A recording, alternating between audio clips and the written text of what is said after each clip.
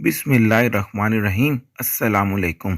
एक दिन दफ्तर में बैठा हुआ था कि गार्ड का फ़ोन आया। सर, किसी कॉलेज की लड़की आई हुई है। वो कहती है कि मुझे अपने सर से मिलवा दो। मैंने कहा वापस भेज दो इसे, कहो कि साहब मसरूफ़ हैं। कुछ देर के बाद मेरी सीसीटीवी कैमरे की स्क्रीन पर नज़र पड़ी तो वो लड़की गार्ड रूम के नीचे बैठी हुई थी। मैंने गार्ड को फ़ोन किया कि ये गई क्यों नहीं है। वो बोला, सर बहुत शोर कर रही है। मैंने अपनी सेक्रेटरी को कहा कि इसे मेरे कमरे में ले आओ। वो ले आई। कमरे में दाखिल होने के बाद वो बच्ची ने इजाज़त तलब की तो मैं एहतराम में खड़ा हो गया और उसे बैठने को कहा। इस पर एक नज़र डाली तो सफ़ेद यूनिफॉर्म में थी और यूनिफॉर्म पुराना होने की वजह से प्लांट माइल था।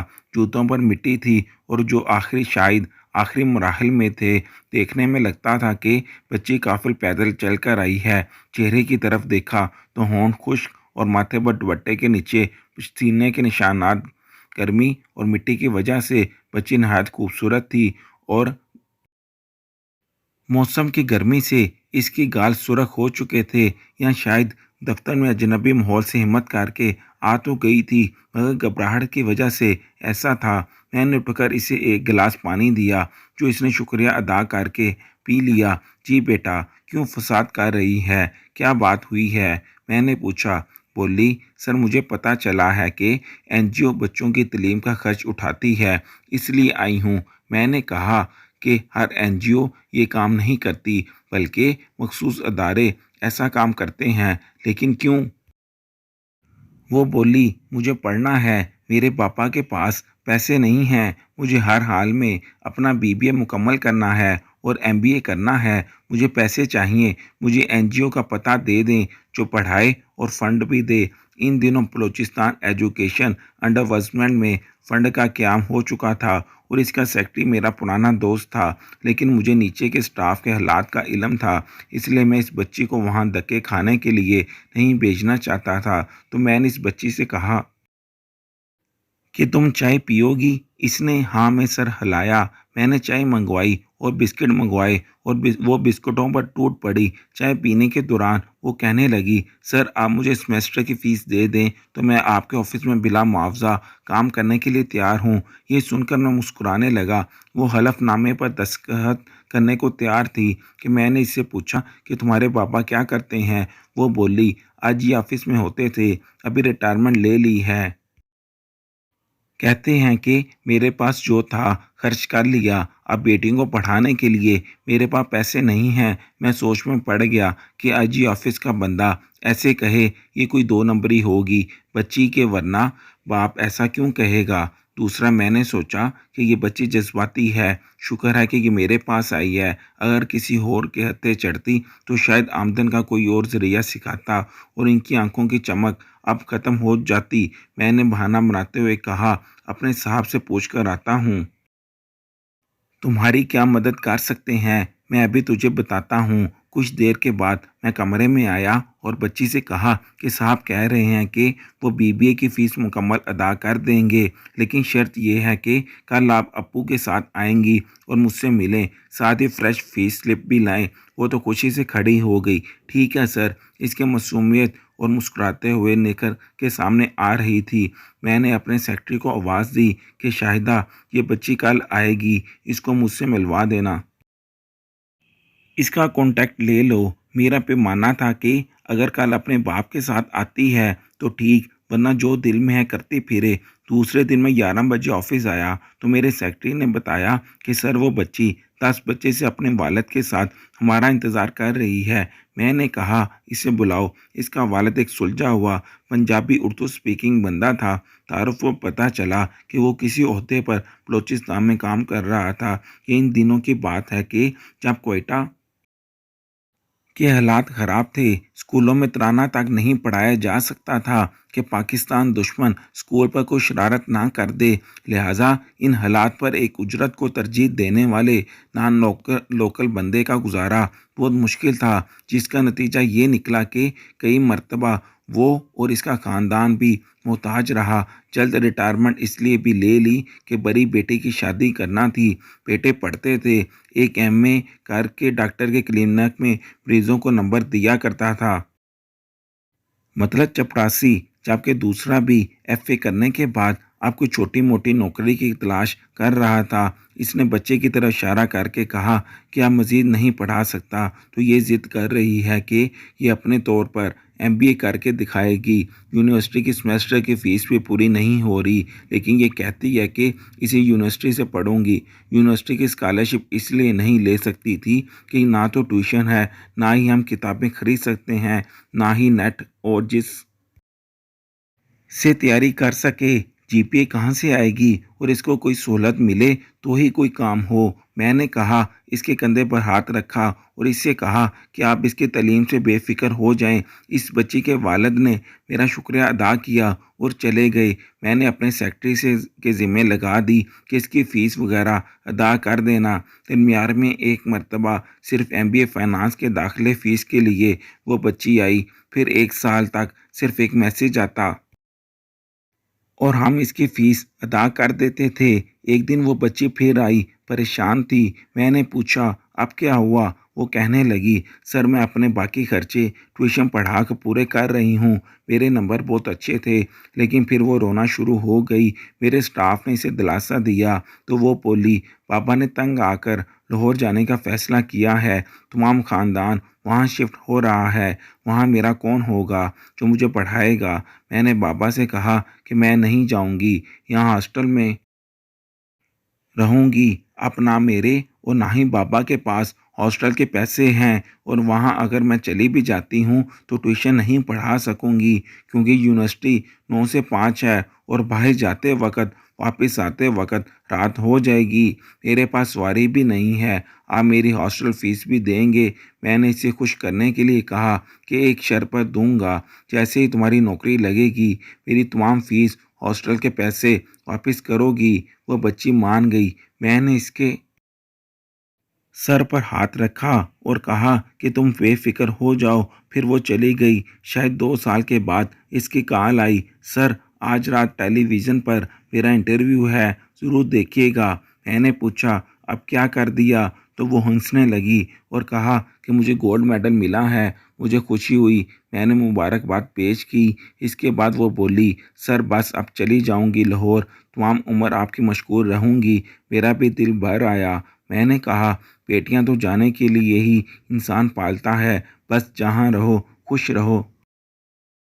कुछ अर्सा कबल एक नामालूम नंबर से मुझे कॉल आई और जब उठाई तो वही बच्ची थी। बोली, सर आपको पता है मेरी मंगनी है और लड़का नेवी में है और मेरी शादी के बाद हम कराची चले जाएंगे। मुझे बहुत खुशी हुई। दुआ दी, फ़ोन बंद कर दिया।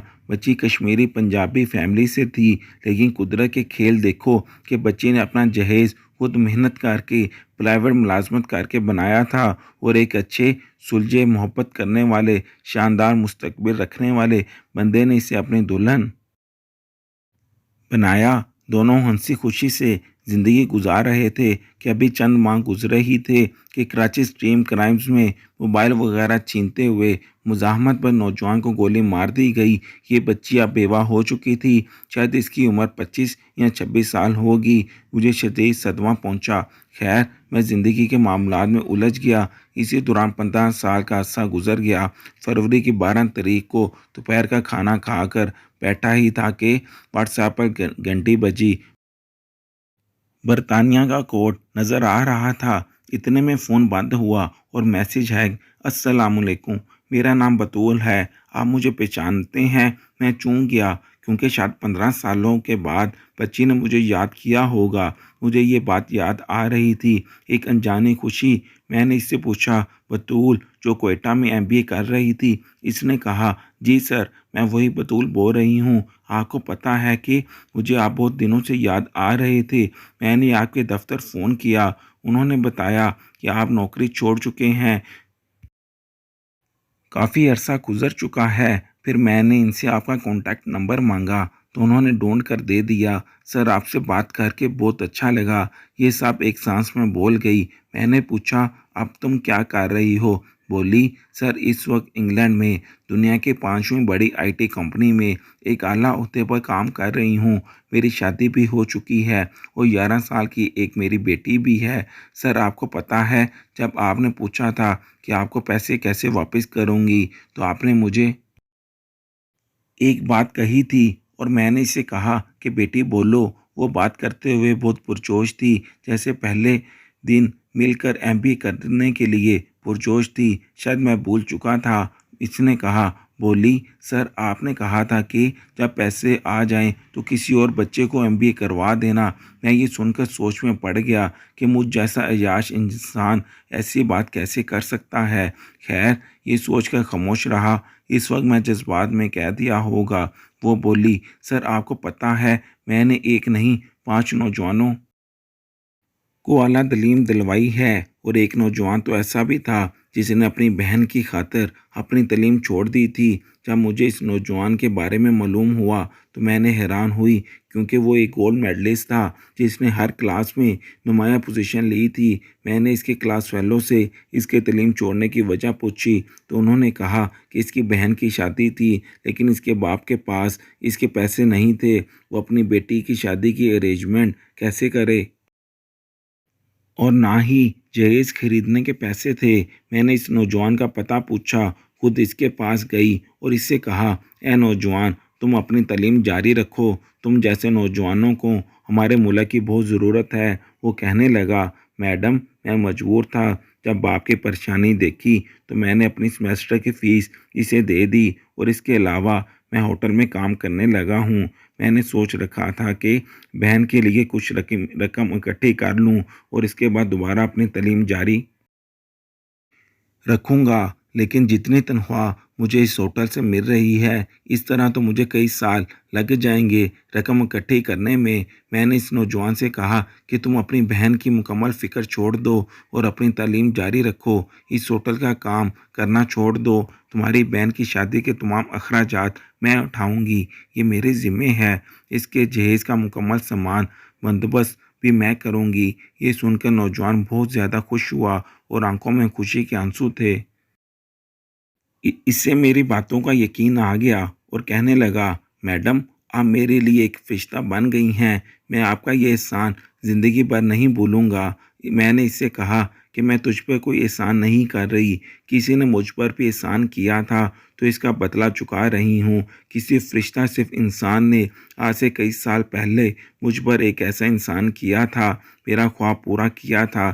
کچھ دنوں کے بعد اس نوجوان کا والد بھی میرے آفس آیا، اس نے میرا شکریہ ادا کیا اور کہنے لگا، اللہ تعالیٰ نے مجھے 2 بیٹیاں عطا کی ہیں، ایک بیٹی جس کی شادی کرنے جا رہا ہوں اور دوسری بیٹی جس نے اپنی چھوٹی بہن کی شادی میں اس کی مدد کی، وہ میری آنکھوں کے سامنے بیٹھی ہے۔ بزرگ کی آنکھوں میں میرے لیے پیار و محبت اور شفقت دیکھ کر مجھے اپنے والد کی یاد آ گئی اور میں اس نتیجے پر پہنچی کہ دنیا کے بہترین کام لوگوں کی مشکلات کم کرنا اور ان کے کام آنا ہے۔ سر میں نے ان 5 نوجوانوں کی تعلیم کا ذمہ اٹھایا اور انہیں IT سیکٹر میں آگے بڑھنے میں مدد کی، اور ساتھ میں ہمیشہ آپ کی مشکور رہوں گی۔ میں یہ سن کر حیران ہوا۔ میں نے اسے دعا دی کہ اللہ تمہیں کامیاب کرے، اگر تم اجازت دو تو تمہاری کہانی لکھ لوں۔ وہ تھوڑا سا خاموش ہو گئی اور بولی، مجھے 1 ماہ پہلے برین ہیمریج ہوا، ورنہ میں خود لکھ کر پوری زندگی کی باتیں بتاتی، اب مجھے علاج کے لیے جانا پڑتا ہے، اس لیے دعا کریں۔